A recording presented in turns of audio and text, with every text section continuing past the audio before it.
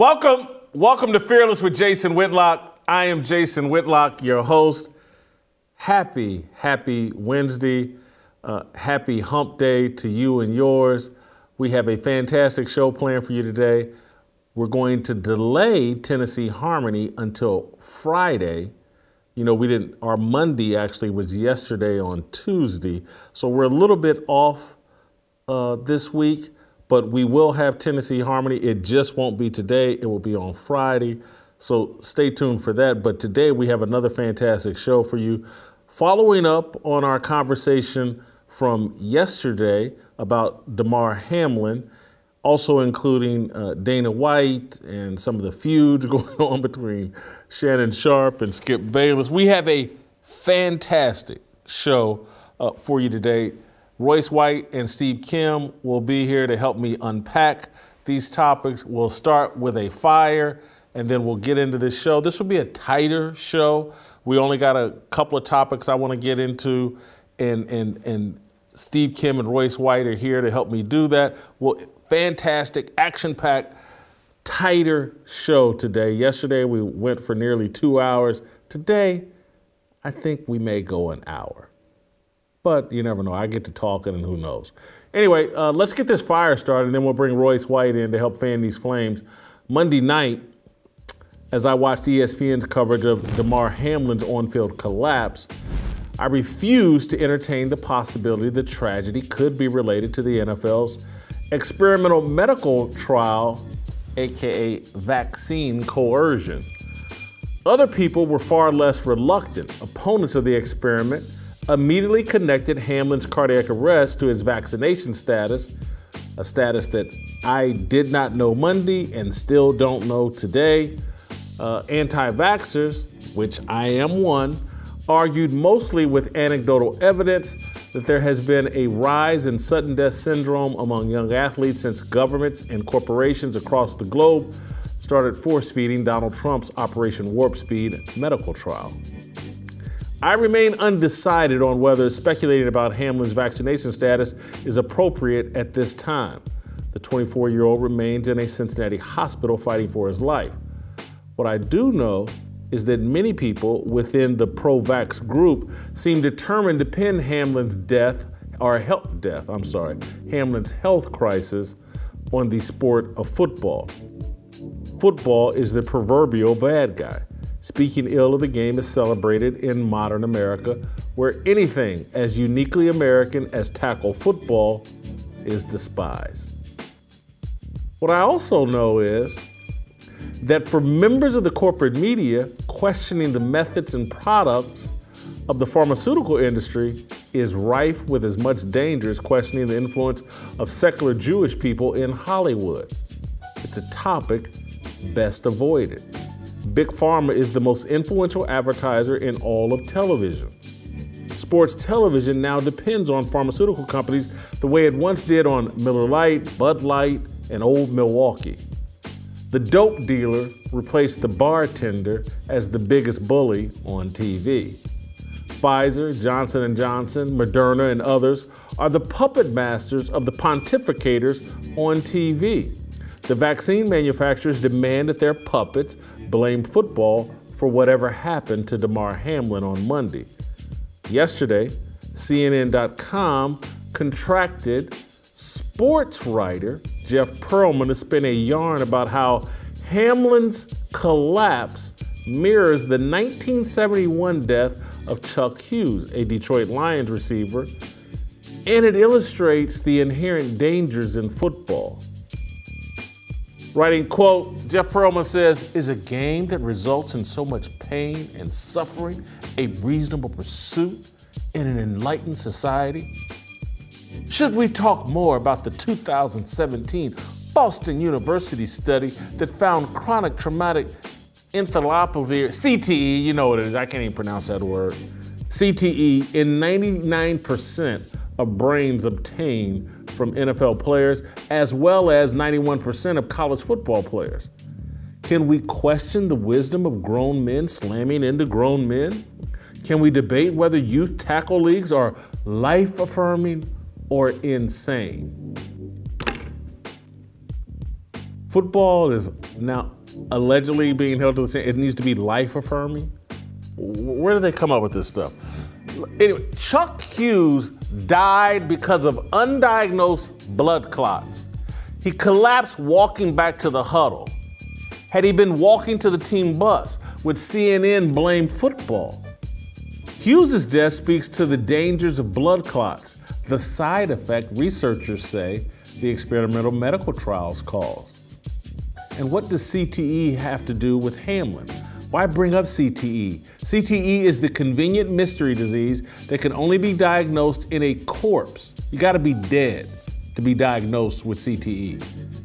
In my opinion, CTE is a distraction, another tool to demonize football and deflect from the drugs athletes ingest to compete. On CNN's morning show, ESPN's Bomani Jones talked with Don Lemon. Oh, what a cute couple that is, Bomani and Don Lemon together. They got together and talked about Hamlin. And of course, Jones blamed football too. Take a listen. I saw you shaking your head when the Poppy's question, can you make it safer or safe? And you said, oh no, I mean, it's like trying to make a safe cigarette. That's just not really how this works, how this game works. And part of why people watch is the fact that it's not safe. Like, that's an element to the drama of this, is that the idea of the sacrifice and everything that has to put in, that's part of what draws people into this. And so we feel guilty when we see things like this. So we always try to come around and find a way to be like, man, you think they could find a way to make this safe? No, they can't. That's just not what this game is or what it's ever going to be. What's your reaction when you saw what happened last night? Well, what happened for me was interesting because I kind of missed it. And then once I saw that they were talking in somber tones and doing the solemn replay, I was like, ooh, I don't need to watch this. But my thought was that it was like a spinal injury. That's something that you see often happen in football. After they came back from a couple of commercial breaks and then said that they were administering CPR, I called one of my colleagues and said, did we watch somebody die? Because that was like, it was so clear from the way they were treating it that it was that grave and that dire. And then I was like, well, they're going to play football. Well, we didn't know. Bomani, we did not know. Because I kept saying, is he still alive? Like, what is happening? Like, we did not know. No, I just watched enough of these to recognize that something was very different. And the fact that Joe Buck couldn't even figure out what to say. And then it's 10 minutes later and they're talking about CPR. And that was, for me, the moment that it became really terrifying about what exactly was going on. The chemistry, the on-air chemistry between Don Lemon and Bomani Jones, it just leaps off the screen. I mean, they need to do a show, Morning Don with Minka, Morning Don with Bomani. That would, the chemistry between those two guys is just incredible. My reluctance to ponder the possibility that the vaccines the NFL promoted contributed to Hamlin's cardiac arrest, it's starting to dissipate. If it's fair to blame football, if you can go on CNN and blame football for something that it's almost impossible to blame this on football, but, you know, they're doing it, why not ponder the impact of the so-called clot shot? I'm willing to pay the penalty for discussing the vaccine. We've seen from Elon Musk's Twitter files that social media platforms banned and shadow banned people who question the efficacy of the shots. YouTube discourages its users from negatively discussing the shot. Big Pharma greatly influences what we can and cannot discuss on all platforms. Their commercials finance the NFL and all the sports leagues. Roger Goodell would rather have football blamed for Hamlin's collapse than have football viewers second guess their fifth booster. So yeah, I'm gonna go there today. I don't know if this is vaccine related, but I do think enough time has passed that it's fair to have that discussion. A lot of people are. Many of you, probably like me, watch Tucker Carlson's opening monologue most nights. This wasn't his opening monologue, but Tucker touched on this topic early in his show yesterday and had Dr. Peter McCullough, I think, on. He had Michelle Tafoya on. People are talking about, speculating about, pondering whether this kid, this young man was vaccinated, and did it contribute to his cardiac arrest? We've seen, and it's mostly anecdotal, and I know there's some stats out there, but I haven't seen anything overwhelming from the data point of view and substantial research that makes me fully believe that all these athletes that seem to be dropping dead unexpectedly is related to the COVID shot. But people are certainly having that discussion. We're going to have that discussion here today. Is it fair? We'll do that first with Royce White. We'll also talk about Dana White with Royce as well. You guys know, if you follow this show, Royce is a mixed martial artist. He hopes to one day be a superstar in the UFC. So we'll get his thoughts on Dana White. And what you guys know what happened with Dana is he and his wife are in Cabo San Lucas, and they're at a bar New Year's Eve, drinking too much. His wife slaps him. Dana slaps back. Dana's had to apologize. We'll talk about all that and more with Royce White on the other side of this. But first, I want to tell you guys how you can reach me and us via email, fearlessblazeshow@gmail.com. I love reading your emails. I love hearing about you eating Good Ranchers. I love hearing about you donating to Preborn. I love hearing you talk about you boosting your testosterone with Nugenics. Keep it all rolling. Keep it all flowing. Reach out to me, talk to me. I read it all. I try to respond to most of it. Royce White.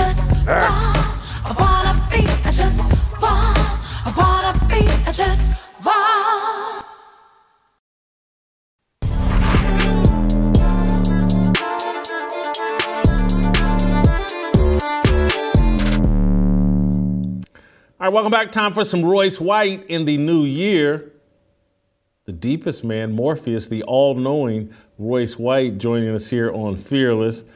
Royce, the whole country's been talking about Damar Hamlin and the tragedy that happened to him on Monday afternoon. Being an athlete, I'm sure it touched you in a way. But the question we're pondering today is it fair, or are people doing too much by speculating that a 24-year-old kid, seemingly in perfect health, takes a routine run-of-the-mill hit in a football game, gets up, and then collapses? Is it fair to wonder about his vaccine status and whether the vax played any role in this? I think it's always fair to be skeptical of the medical industrial complex under any and all circumstances right now, given what we've seen. I think in this particular situation, people should be, calling into question the status of whether or not he was vaccinated. And in my opinion, there seems to be a preponderance of young, fit, healthy athletes having issues like this, and not only athletes, but just young people in general who are healthy. I think there's something like a 200, it might have been 2,000, but I'm safe with saying it's a 200% increase this year from heart-related or cardiac-related incidents without previous health conditions to determine it or to impact it. So there's definitely something going on in young people. I would assume that has something to do with the vaccine. But maybe there's something else going on as well. I mean, there's a litany of things that could be going on out there. I wonder if there will be any way to get to the truth, because the NFL, if in any way this is connected to the vaccine, the NFL put so much pressure. It didn't mandate it, but it put a lot of pressure on its athletes to take the vaccine. It seems like these pharmaceutical companies have immunity, but the NFL might not. And so, it'll be interesting, whatever the official story is, can we trust it? Well, no, you can't. You can't trust the official story. You can't trust the NFL. You can't trust any of these sports institutions. They're carrying water for the medical industrial complex to boot. Many of them are in Pfizer's pocket, and all of the overlords of big pharma as well. And I think it's an unfair. Here's what I'll say about the vaccine hesitant or the vaccine reluctant or the vaccine deniers, anybody who was against the way the medical industrial complex waged a sort of medical warfare on the American people or people all around the world. the reaction is a little unnecessary. I won't say it's unwarranted, but it's a little unnecessary. Like for me, take this for example. People will go, well, if the vaccine was dangerous, if 95 or 90 to 100% of the NFL players are vaccinated, then why aren't more people dropping dead? That's not the right question to ask. That's the wrong question to ask. The question is, the people who do fall out and collapse, like this player, did it have something to do with the vaccine? And were the people who took the vaccine, whether they are adversely affected here in the now or in the future or not, did they have informed consent?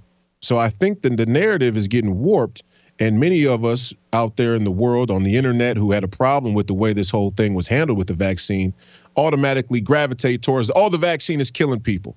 Well, maybe the vaccine isn't killing massive amounts of people. That has nothing to do with the ethics of the medical industrial complex properly informing people who consent to take the vaccine. So they're two separate issues, and I think we should set our chips on how procedures should work. Should we have been coerced by the NFL? Should the NFL be in such direct league with a medical industrial complex that doesn't have the proper checks and balances? Should we have to be properly informed of the things we put in our body? Should we be mandated to put things in our body? This is where we should lay our chips. To say, oh, well, you know, everybody who dies from a heart attack from now until 2030, it's because of the vaccine. Unnecessary. And it could be true, but I think it's unnecessary. Let's focus on procedure and policy and the corruption of the establishment. I think the other thing we have to be careful of for the people that publicly stated their reluctance to take the vaccine, I don't think we should behave in the same way as the people that push the vaccine, because now that the information seems to be on our side, I'm seeing a lot of people want to rub it in the other side's face. Yeah. And to me, that is making the other side more reluctant to acknowledge their error and be willing to support those of us who are like, hey, man, this stuff needs to be strongly questioned. Everybody responsible needs to be held accountable. It's like everybody's chosen sides, and those of us that didn't take the vax want our I told you so moment, and those people that took the vax, won't take boosters, are completely reluctant to admit like, hey, I made a mistake, and I want to make sure there's systems and protocols in place that this never happens again. I agree with you 100%. I would say we should always be trying to strive to show prudence in our action and things we say. And when people look, and I understand when people fall short, especially in this case, because, you know, the establishment reached way, way over and out of bounds on this whole COVID vaccine deal. And so I understand people's impetus to go, you know, I told you so. And really, the people who didn't take the vaccine aren't just saying I told you so about the vaccine. They're saying I told you so about 20 years worth of misinformation, 60 years worth of misinformation, 100 years worth of misinformation from a coalesced corrupt establishment. And I think that's the real impetus around the retaliation, you could say, from the people who didn't take the vax. They're the truthers that have been in the weeds, taking the brunt of punishment from the establishment and the corruption of public consensus for a generation or for many generations. So these are the 9/11 deniers. These are the JFK conspiracy theorists.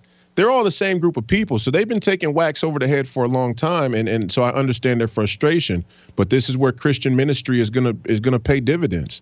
And I have to work on it myself. I oftentimes find myself on Twitter or online just taking a spike and a hammer to people and saying, hey, if you took the vaccine, you're in on it, right? You're either in on it or you're a coward. And so, there's some merit to that. There's some need for that. We correct ourselves in society by this oratory, composition. So people should push back, but that's not the biggest fight. The biggest fight is what we do individually. Well, and I want to be careful here, but I can see it, sense it, feel it within my own family. Because I was the nut job in my family that was like, nah, I'm good. I ain't taking the vax. And people thought I was crazy. And now when you talk to them, no, I'm not taking no more boosters. But they won't. They'll say they're not taking any boosters, but they won't say, hey, you know what? Maybe you were right, and I need to be more skeptical of what the government and corporate media tell me. And it's all tied in together, because you're right. It's not just the vax.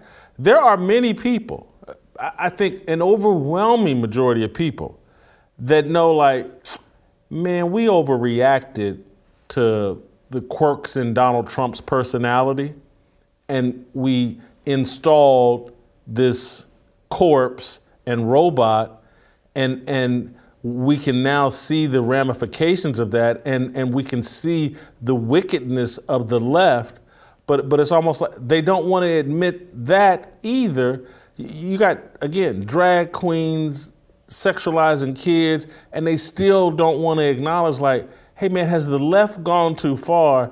And so I'm trying to, in my own behavior, trying to figure out how I can behave in a way that allows people to know, like, hey man, it's fine if you say I was wrong. I'm not gonna rub it in your face. I'm gonna welcome you to enlightenment. And that's not a full-throated endorsement of Donald Trump, because, you know, some of the things Donald Trump is doing recently really irritate me, particularly with the abortion deal, blaming the pro-life movement, and but I just want people's eyes to open up. Quit trusting corporate media. The people, you turn on that TV, and those people are not there to help you, man. They are there to lead you astray. Well, absolutely. And, you know, at your age and with your wisdom and as long as you've been around, especially when it comes to media specifically, you've seen enough to be able to be in that, you know, to be in that spot and be considering how you go about it. At 31 years old, as more of a militant, I'm just hammering people a lot of times. And we should all try and find that balance. You know, I think a lot of what we see is that liberalism has been so deeply indoctrinated into generations and generations of people that it's hard for them to, I oftentimes have anxiety at night thinking, what would need to happen for people to actually stop believing what they're being told and what they're being sold or what they're being given? Like, what set of circumstances would need to be for people to say, all right, you know what, that's enough. This is just outrageous. And as we go along, it serves as a very dark and daunting evidence that there is an incrementalization of misinformation and what Robert Malone called mass formation psychosis, where at each pillar, when we accept something that was ridiculous, it becomes even harder for us to turn back in the bigger scheme of things. So you would think, okay, the Iraq War, the Afghanistan War, the 2009 financial crisis, you know, COVID, the 2016 propaganda, Russia, you know, the entire big tech phenomenon and the dopamine project. Okay, which one of these things is going to make? None of them. None of them. We rode through every stoplight without a bat of the eye, for the most part, writ large. You know, writ large. There's the me and the you and Alex and Steve and the people in our audience, but writ large, people are invested in this status quo, and that's scary. That keeps me up at night. It really does, Royce, because I'll go back to JFK was assassinated. It was captured on film. It's been played everywhere. And people are running, yeah, Lee Harvey Oswald did it, or even worse than that, I don't want to know who did it. I don't care who did it. It's irrelevant who did it. It's irrelevant if the CIA and the FBI were potentially involved. It's that it's outside my control, so I'm not going to care, and I'm just going to put my head down and trust whatever the establishment tells me. To me, it goes back to 1963 that we bought the JFK story and just kept it moving like nothing weird here. Yeah, I mean, completely self-interested too, right? The boomers had this concept, had this money grab concept, right? Where as long as the prosperity of America was on the rise, the corruption that led to it was inconsequential. And we now know that that was one of the gravest errors in American history. And in many respects, the boomer generation is responsible for the way our country is today. I mean, in almost all respects. Not to say that there wasn't corruption before or after, or that my generation isn't corrupt. We are the ungodly, unholy offspring of the boomers' moral hazard. But yes, I would agree that our society is frozen in front of our TVs and at the JFK assassination, and that was a linchpin of the prevailing psychology of the American people. That we know that there's dark corruption happening, but it's in everybody's best interest to look away, right? We got bigger and better things to do. We got bigger and better goals to achieve. We got more to get. There's more for us out there. There's more to look away for us, and that's radical materialism to the max. And I think it's essential to know who killed JFK, but I think many of us already know, right? I mean, the CIA killed JFK. Let's just say it. Let's say the CIA didn't kill JFK. In the same way I caution about the vaccines, it's more prudent for a citizen to value their citizenship by drawing the most stark criticism and skepticism of their government. That's what that's what being an American was supposed to be about. That's what being a nation of shopkeepers was supposed to be about. That we get to question our government. We get to scrutinize our government to the highest degree. That's actually your civic duty. And we've abnegated that. So what we don't know is how deeply involved the CIA was in JFK's assassination. What we do know is that the CIA had the capacity to carry out an assassination like that.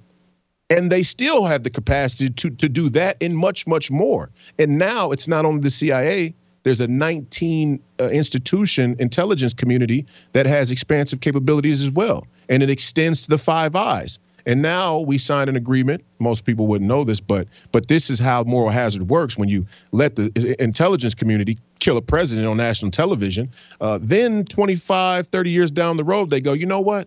All of this constitutional protection of our citizens is it's inconvenient for us. So now what we're going to do is we're going to sign an intelligence collaborative with 4 other nations from the Commonwealth, the Crown, New Zealand, Canada, Australia, and Great Britain. And we're going to say, instead of us spying on our own citizens, we'll allow Great Britain to spy on our citizens for us. That's the workaround to our constitutional law. That's undermining our rule of law. And who did that? Oh, it was the neocons, many Republicans who talk about rule of law.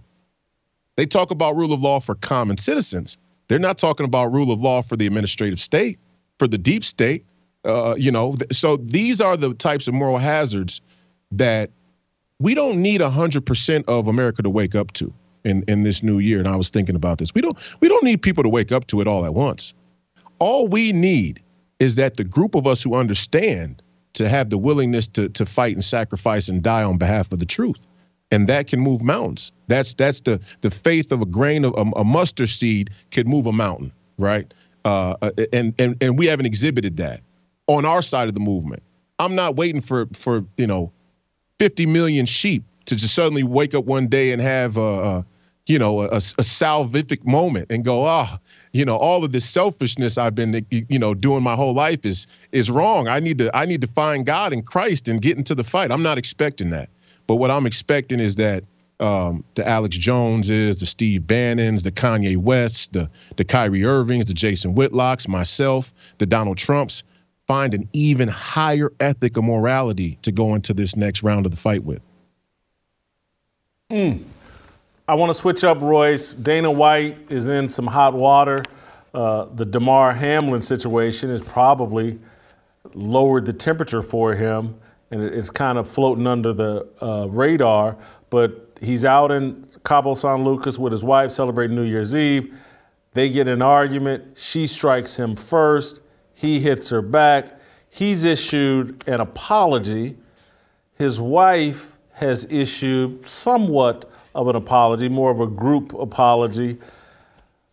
What should we think here about Dana White? He's been pretty outspoken on domestic issues and saying that, there is no justification for hitting a woman. Because our show is called Fearless, I'm going to throw it out there and just say, if a woman strikes a man first, are we 1,000% sure that the man can't defend himself? I'm not trying to rationalize and excuse what Dana White. I would never put myself in that position. When I saw them, I'm like, these guys are in their 50s. What are they doing at a nightclub? What are they doing out drinking? What are they?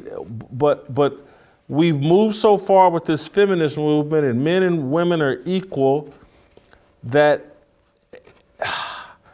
I'm not remotely defending Dana White, but I just don't, this isn't the same to me as the Ray Rice situation or other situations that we've seen that I think are far worse. I'm not sure what I fully think. I think Dana White's wrong, but I also think his wife is wrong. And I think that when you're in a marriage, you have to be looking out for each other.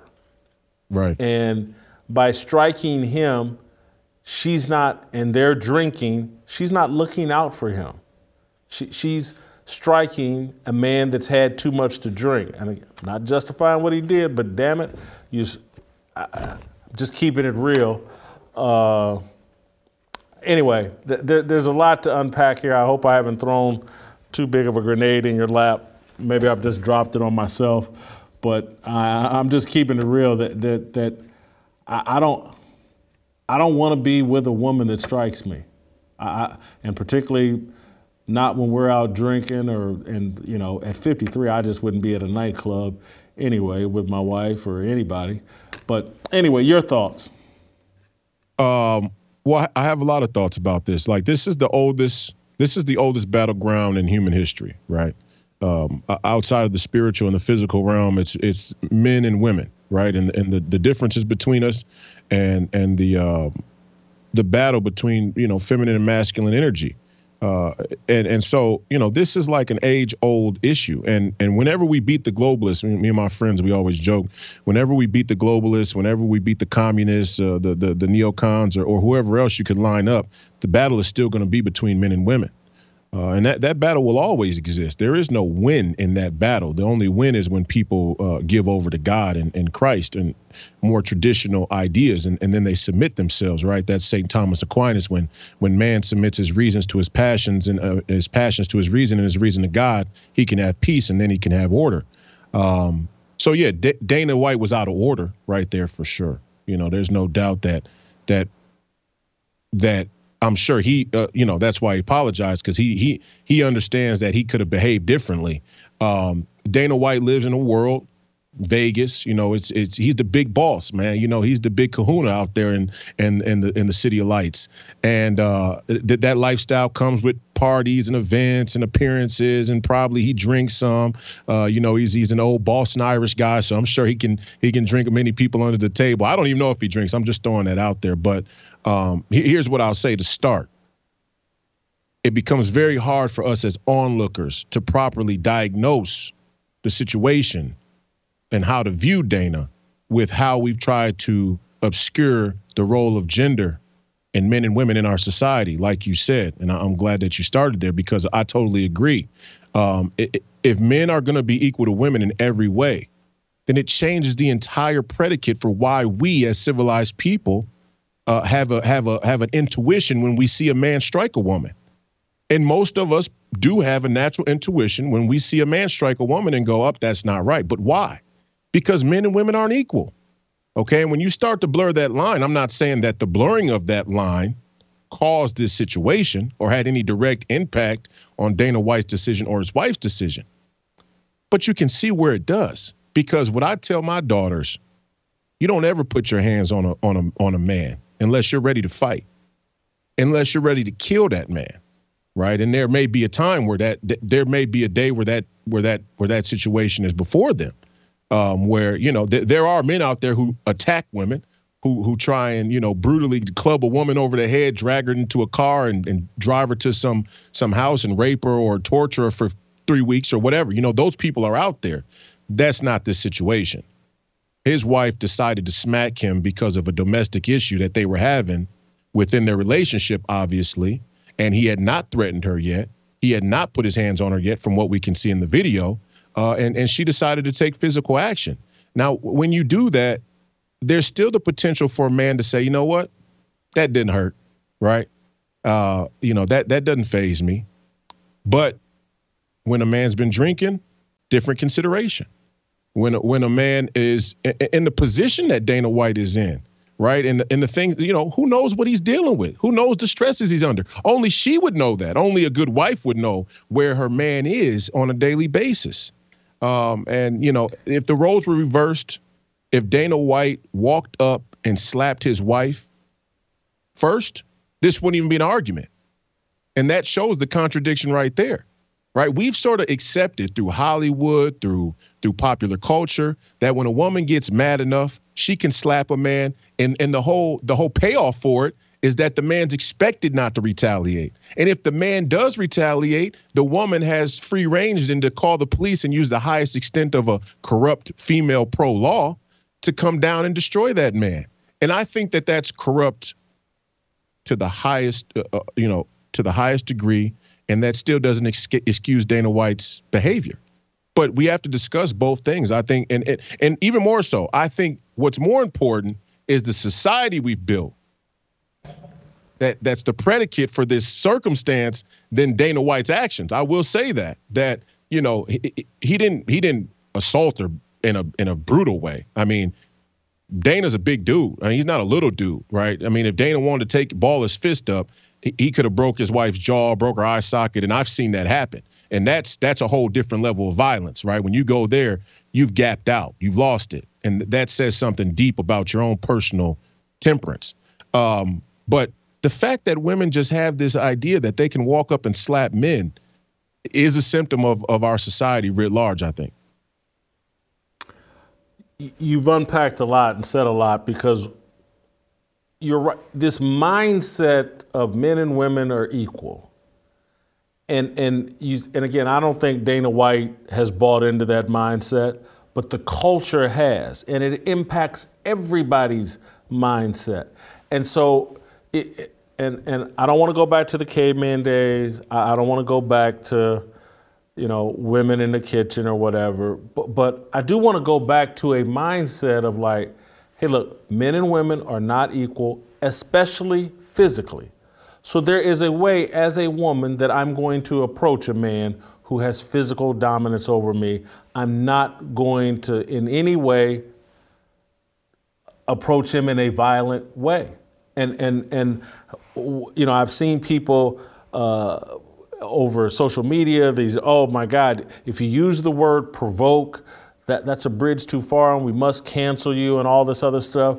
But there's nothing wrong, in my opinion, with telling a woman, don't do anything to provoke violence in a man. And most especially when they're drinking.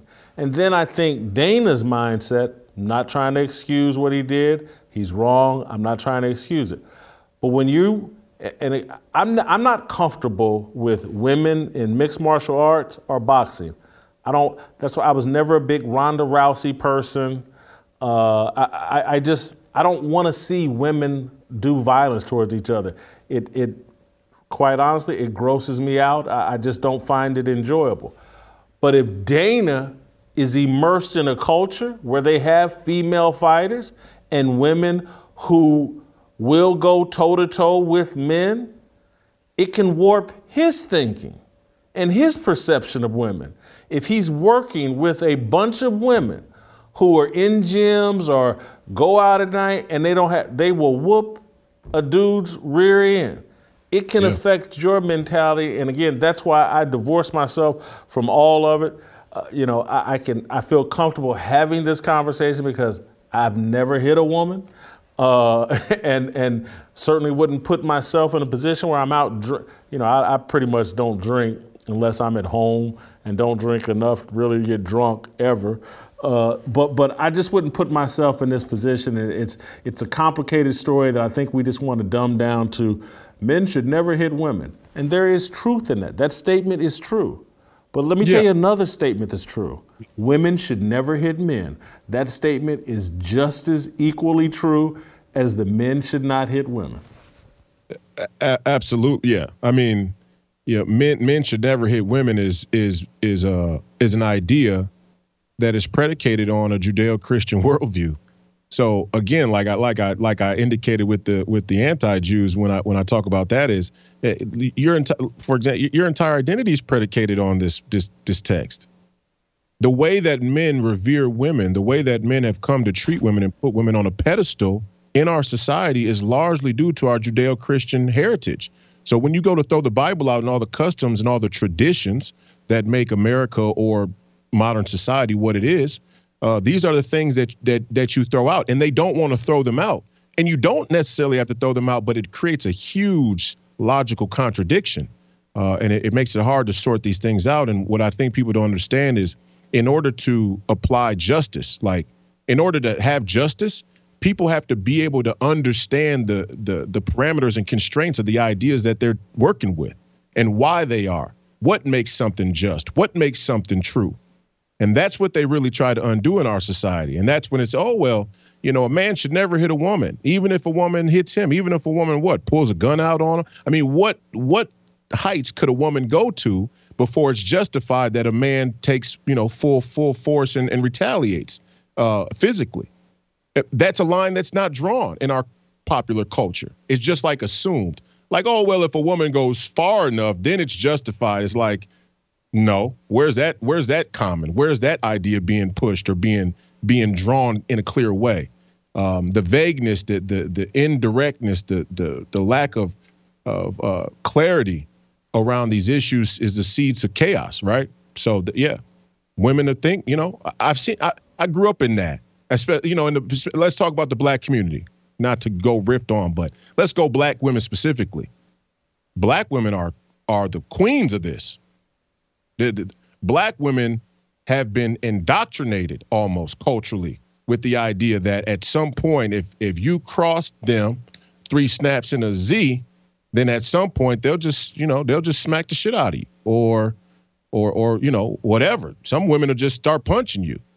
And in our community, men are expected to not retaliate, to sit there and take it. And, most of that is, some of that's our fault. We should just move away from a woman. When your woman's like that, right? Some men like that. Some men like that sort of volatile dynamic with their woman. It adds a little spice and adventure to it. But that's where the culpability is mostly for men, is that when your woman is like that, and you should move on. Don't be a cuck, right? Avoid it. And again, it's that whole, I want a strong woman, blah, blah. I want somebody that'll stand up to me, blah, blah. I want some peace and quiet. I'm fighting the world. I don't want to be fighting at home. I know exactly what you're talking about. We're going to end it on this note, Royce. I'm going to quote from the Bible, and thank you. Great job. We'll see you later in the week.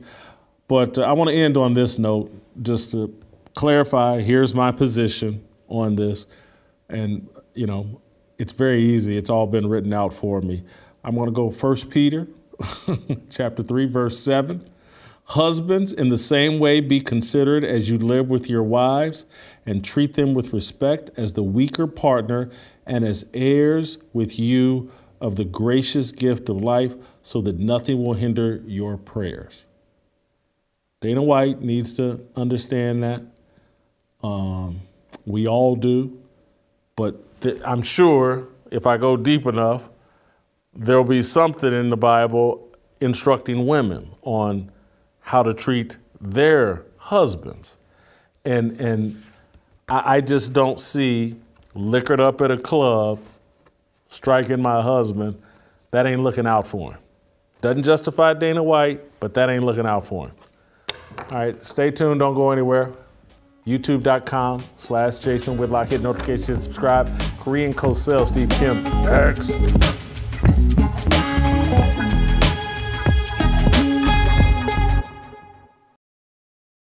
Yeah. 모두 다 빨리 박수 쳐 기다리지 말고 서둘러 Reason that I'm back is to feed you raps I see that you are 배불러 So fly All right, welcome back. Time for some Korean Cosell, Steve Kim. And Steve, I want to start with where I started the show with, talking about Big Pharma, the vaccine, and whether or not it's fair to discuss the potential role of the vaccine, coercion that the NFL, basically a mandate in the NFL and the NBA, not quite, but basically a mandate. Is it fair to discuss that as it relates to Damar Hamlin? Yes, of course it is. I think as we watched this unfold on Monday night, I think a good deal of the American public had that at least in the back of their minds, if not flat out stated. But with that said, we need to get all the information. I know some of the viewing audience of this fine program got on us for not bringing it up yesterday and blaming the vax. Well, here's the issue. We don't know. And with the HIPAA regulations, we may never know. But to really make that determination as it's specific to Mr. Hamlin's situation, we would have to know, was he actually vaxxed, when he was vaxxed, what's his medical condition, and what was he predisposed to from a health standpoint. Now, do I have my concerns about young athletes all across the world suddenly collapsing, if not dying? Yes. You see the posts, you see the evidence, and you see these visuals of otherwise healthy young men and women supposedly in the physical prime of their lives suddenly dropping. Why? And I'm not making any accusations, but I would like some information. And we may never get it, though. I am so suspicious of the process of how the mainstream media has covered this issue, and also any organization that has pushed this upon their employees. I mean, this year, it's interesting. I'm watching various games, and the games go to a commercial, and there'd be ads for Pfizer. And I'm thinking to myself, I don't know if that's really a conflict of interest, but I know it conflicts a lot of people in what they can say and how they cover this issue. Steve, I want to move to a little bit a humorous ramification of this Damar Hamlin situation, and the fallout on Skip and Shannon on Fox Sports continues even today. I don't know if you've seen the open to their show. Shannon skipped yesterday's show over Skip's tweet. Skip's tweet, I'm on the record, is completely harmless. It's been overblown. People are using it, trying to cancel this guy. Shannon Sharp is a part of that movement and is trying to cancel Skip Bayless. But I want to play this clip from the open of their show, and then you tell me who the bad guy is here. I have my opinions. We'll hear yours. Let's play the clip. There's been a lot of speculation of why I wasn't on air yesterday, and I won't get into speculation or conjecture, innuendo, but I will say this. In watching that game on Monday night, what happened to Damar Hamlin struck me a little different. As a brotherhood in the NFL, when injuries happen, when we know injuries are a part of the game, I've seen guys suffer ACLs and Achilles tear, but I've never seen anybody have to be revived and fight for their life on the field. So it struck me a little differently because I remember seeing my brother paralyzed on the field temporarily, and he was able to regain focus. Skip tweeted something, and although I disagree with the tweet, and hopefully Skip would take it down, but I didn't want it. Well, time out. I'm not going to take it down because I stand by what I tweeted. Skip, let me finish. All right, okay. Go ahead. No, you go. Go ahead, let's go, Jen. Okay. I mean, I cannot even get through a monologue without you interrupting me. Well, you could have came back, Skip. Well, I thought, Skip, just let. I didn't know you were going to bring up No, this. I was just going to say, Skip, I didn't want to yesterday to get into a situation where Damar Hamlin was the issue. We should have been talking about him and not get into your tweet. That's what I was going to do. But you can't even let me finish my opening monologue without you interrupting. Okay. I was under the impression you weren't going to bring this up because nobody here had a problem with that tweet. No. Clearly, the bosses wanted you to offer explanations, so clearly somebody. No, they did not have. Nobody. Let's go, Jen. Thoughts and prayers remain with Damar Hamlin. That's where the focus should have been, and not on the football game. Yes, let's go, Jen. Thank you. So, who looks worse in this exchange? All I can say is Ebony and Ivory not living together in peace and harmony. Boy, this is a tough one. You ever been to that dinner party where you see that couple you know has been having some issues? It's always a little bit tense with them, but you're thinking, okay, they're holding hands in the beginning. They're getting their glass of wine. They're going through the food. They look okay. And then all of a sudden, about an hour and a half later, a couple of glasses of, Chardonnay, then the argument breaks out right in front of everybody. And you know, like, uh-oh, Buddy Boy's living on the couch. He's sleeping there. In fact, he might as well check out and go to the hotel for a while and call Gloria Allred. This thing is headed towards a divorce.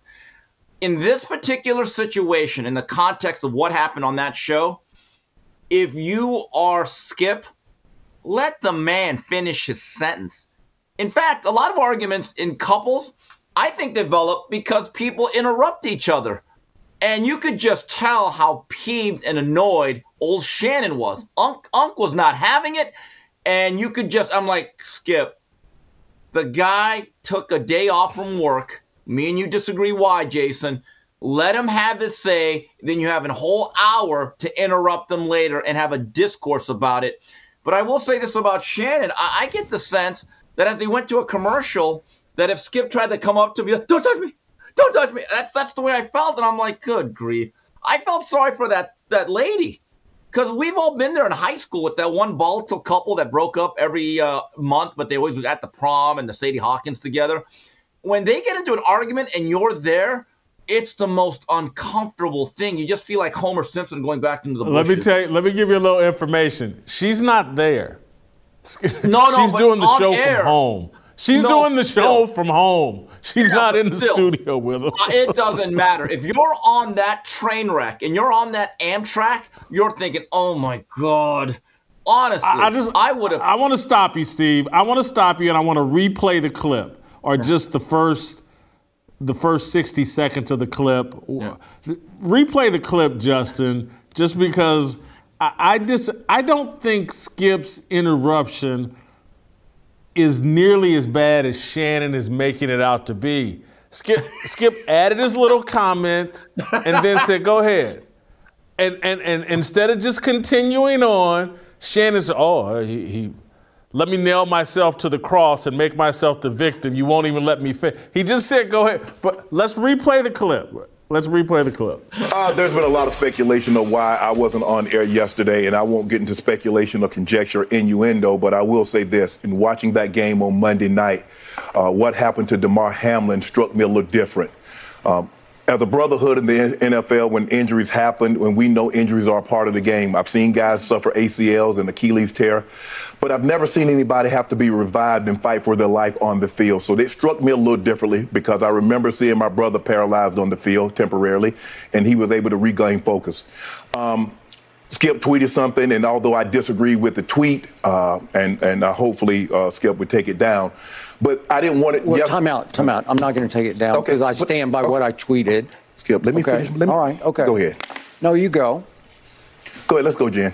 Okay. I mean, I cannot even get through a monologue without you interrupting me. Well, you could have came back. Skip, well, I thought, Skip, just let. I didn't know you were going to bring up No, this. I was just going to say, Skip, I didn't want to yesterday. We can stop now. Look, okay, all right. The man said, I thought you were going to take the tweet down. And hold on, man, time out. I'm not taking the tweet down. I stand by it. Don't interrupt me. Okay, go ahead, Shannon. Go ahead.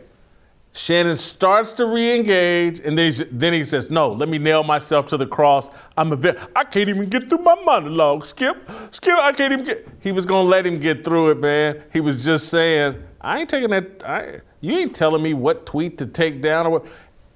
The tweet had no impact on Shannon Sharpe or any of these people pretending like they were offended.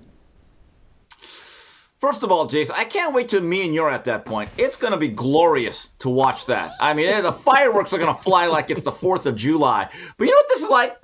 This is like that relationship that ends when the guy does not put down the toilet seat for the last time. And when that lady sits down and that porcelain hits her thigh, she just, that's it.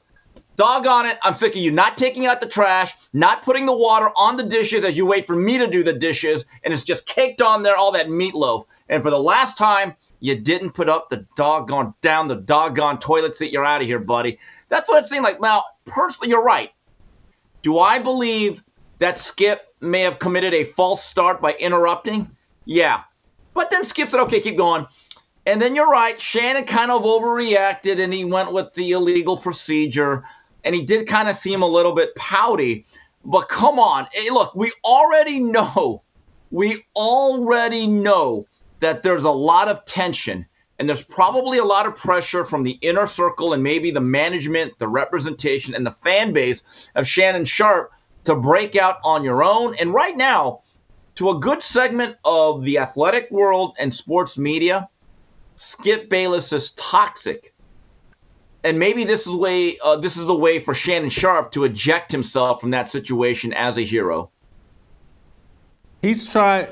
That's true. He is trying to elevate himself, and he's using Hamlin to elevate himself. It's what these black elites do. They piggyback off a Hamlin, a George Floyd, or whatever. Let me tie myself. Oh, I'm so emotionally distraught over Breonna Taylor. Give me a raise. Give me a promotion. Give me a better contract than Rachel Nichols. That's the game that's being played here. I don't respect it. This guy is beating Skip Bayless over the head, trying to paint Skip Bayless as a racist. Skip Bayless has bent over and taken, I got to be careful. I remind myself I'm a Christian, but he's bent over and he's taken the black scene. He has taken he's paid money for Lil Wayne to pretend like he's his friend. Skip gave Shannon a job. And now, because Shannon's dissatisfied with his place on that show and their financial arrangement on that show, now let's smear Skip Bayless as a racist. Let's turn all of black Twitter and black sports figures all against Skip Bayless. And again, some of that Skip was already doing with his shtick, but now they're smearing him with the racism deal, and there's just no proof of it. This tweet wasn't insensitive. It didn't harm anybody. Everybody's faking it and trying to use it to elevate themselves, and that's what Shannon Sharpe is doing here. Look, I've written enough and have said enough about Skip Bayless. Everybody knows I'm no Skip Bayless fan or defender. But as it relates between these two children and this little fight they're having in the playpen, Shannon looks a lot worse than Skip Bayless. So in other words, Skip got bent over like an LSU assistant recruiting department member is what you're telling me. Okay. Here's the thing with all these athletes that are outraged by Skip Bayless. Right now, he's got the power. He's snap because you care about what he says more than he does. And this is what I think Shannon has to realize. He's an important part of that show because that's a two-man show, right? You got to have some discourse, got to have some chemistry, which right now doesn't look very good. But who is the straw that stirs the drink? Who is the one that makes that thing go viral? Who's the one that gives that show any type of buzz, if there is any? You would still have to say it's Shannon, Skip, right? Shannon at this point. Nah. Well, okay. Look, the over social media, when you start talking about viral, these guys have competing podcasts that have nothing to do with this show. And Shannon's is way more popular than Skip's. Shannon is trying to bury Skip Bayless. And Fox Sports has a big investment in Skip Bayless. They don't need his sidekick trying to bury him. Unless they want him buried. Maybe Fox is tired of Skip Bayless and want him buried, and maybe Shannon's the grave digger for Skip Bayless. I don't know, but Jason, I make an argument. There's no other individual in sports that could have. Look, that tweet, the one he did on Monday night as Hamlin was laying prone, I would argue that no one else in sports media could have gotten the type of reaction for that very same tweet as Skip Bayless. I surmise that in that particular role that Skip has, you either wanted to be hated or loved. There's no in between. The worst thing you can have is apathy in a position like that. I think Skip is built for this in a lot of ways. He's probably used to it. He probably has an exterior that has probably been toughened up like 5-day-old beef jerky. And the issue now is, can you repair that show? Because that's good once in a while. It'll go viral. We're talking about it. All social media's on it. But, man, do you really want to do that 5 days a week for however long that show is? Ugh, that's a tough watch to me. Yeah, first of all, it's not working in terms of this is not – these two guys can't stand each other. People don't want to see that. People don't want to, hey, let me tune in and watch these two guys that hate each other and then occasionally pretend to love each other. They don't. This is the really, really bad marriage that everybody's like, man, y'all just go ahead and file them divorce papers and move on. But right now, to me, they're arguing over assets. And Shannon's trying to improve his leverage. So, no, I want the house. I'm keeping the house. You can get the car and all that, but I want the. I think that's what's going on here. Let me move to another personality that we like to discuss from time to time on this show. Bomani Jones was on CNN. Steve, I don't know if you saw this. He was on CNN talking about Damar Hamlin, and he was sitting down with Don Lemon, and the chemistry between Bomani and Don Lemon was through the roof. I don't know if you saw this, but it was kind of reminded me of Morning Joe and Minka, the chemistry between these two guys. Let's play the clip where he compares the football to the tobacco industry.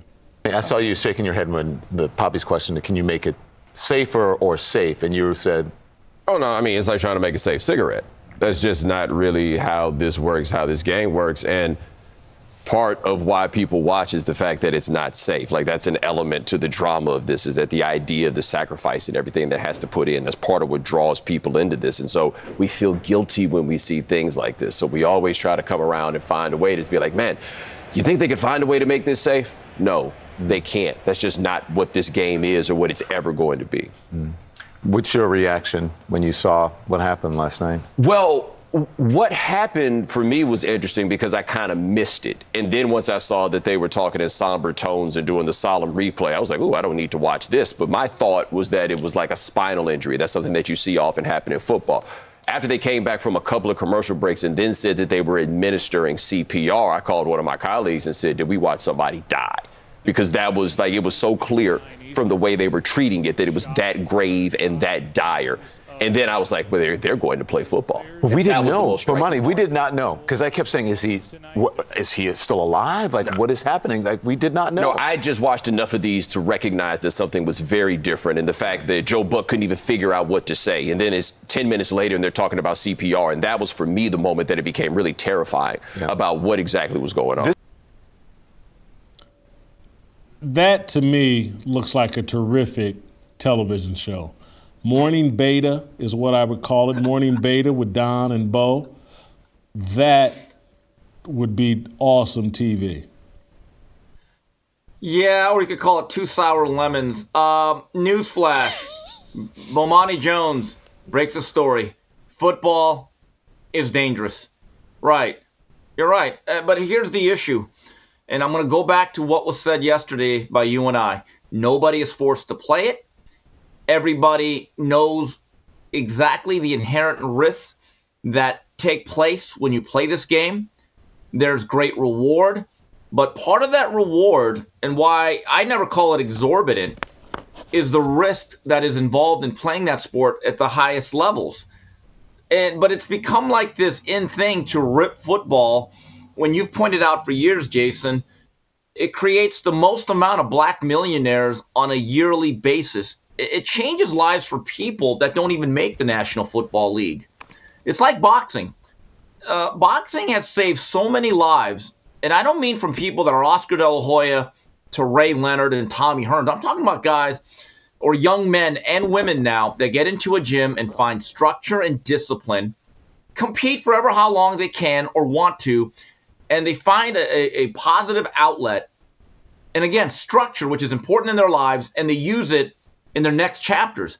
I don't understand the whole abolition of football. Number one, it's not realistic. It's not going to happen. And also, if you really spoke to players, and you speak to a lot more than I do, Jason, even the ones that didn't go as far as they wanted, even those ones that feel the physical toll of this sport, I think they would tell you, though, and I hear this from boxers all the time, they would still do it all over again.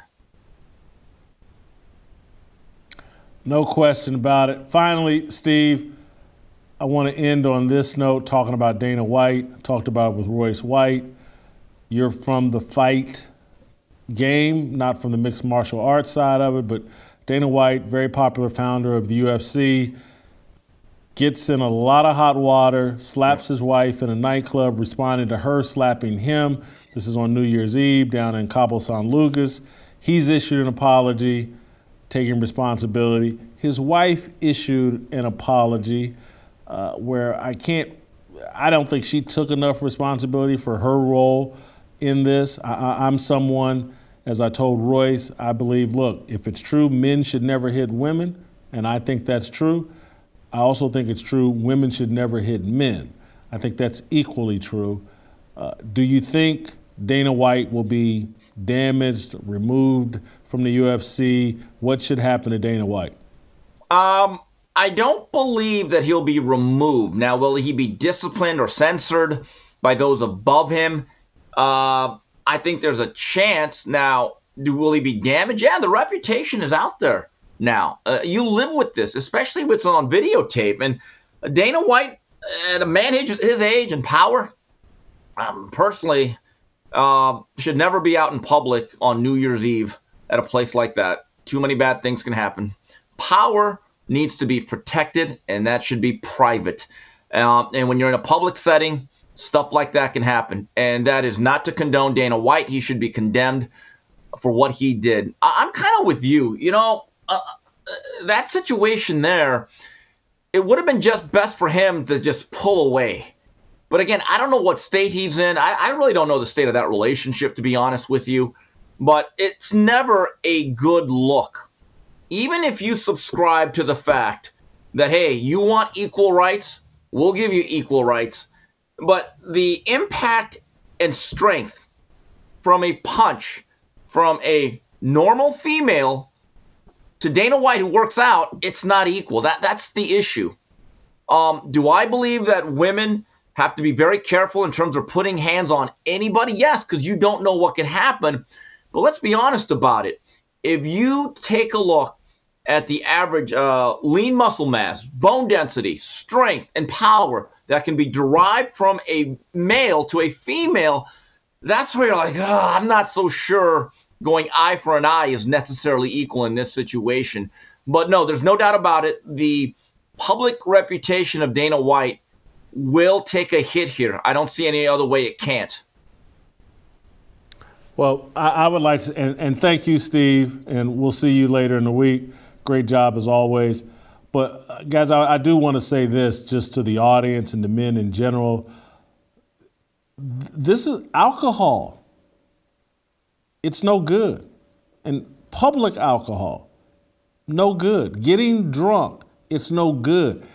Virtually every dumb thing, really dumb thing that I regret, alcohol was involved. And I was never I've never been a guy that drinks 3 days a week or 4 days a week. I used to drink more than I do now, but I can just tell you, alcohol creates bad decision making. If this 53-year-old man is at a private party that he's hosting in his home, drinking moderately, rather down in Cabo San Lucas like you're a 30-year-old guy, kicking it at a club, probably drinking to excess, that's how you get yourself in these types of problems. That's how you get provoked and react. And when you're sober, I'm going to tell a story, not trying to gloss myself, but just trying to tell you what can happen when you're sober and rational. I'm down in Miami years ago, This was back when me and Dan Le Batard were friends, and I'm out with Le Batard and some of his friends, maybe his brother. We're at some pool party on the roof of some hotel in Miami. And some Miami, Colombian or Latino woman or whatever, gets upset with me because something happened between her and her boyfriend, and the group we were in were giggling from afar. She walks up to me, gets all up in my face, and starts just killing me with N-words. N-bomb, you in this, you in this.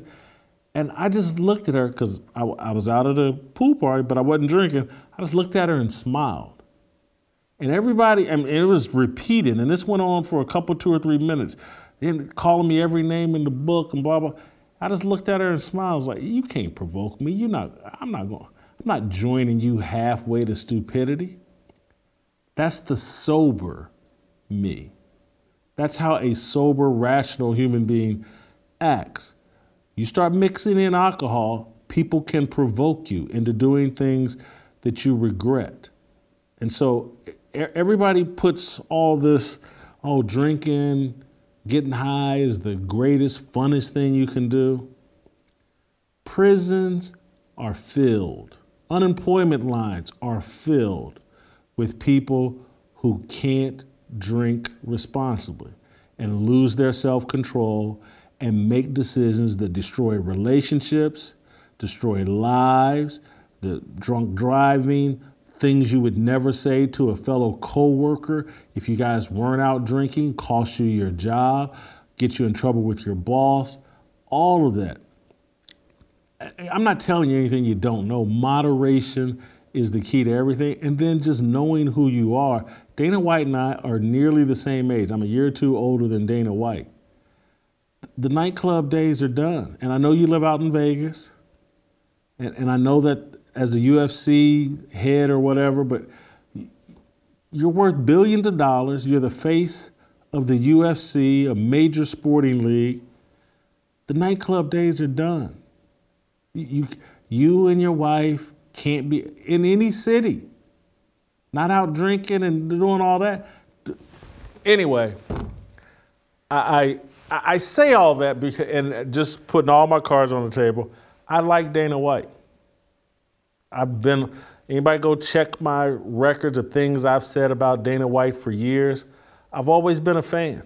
At one point, I was saying he'd be the perfect guy to be the commissioner of the NFL because he's got a pair and he'll stand up. And so it does bother me that somebody who I respect as a leader and as someone who's masculine and won't put up with woke culture, it bothers me that he damaged himself in this way and damaged his credibility, possibly going to get disciplined. Disappoints me. That's all I want to say today. We'll play some tomorrow. We'll see you tomorrow. Waiting